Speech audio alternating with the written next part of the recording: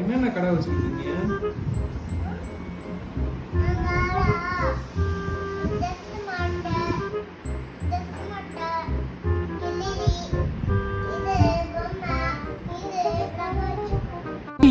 ஆளை பார்த்தா டம்மி பீஸா இருக்க, பயங்கரமான ஆளா இருக்கேடா.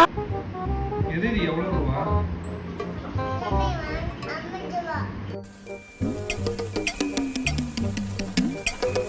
50 ரூபா தானா?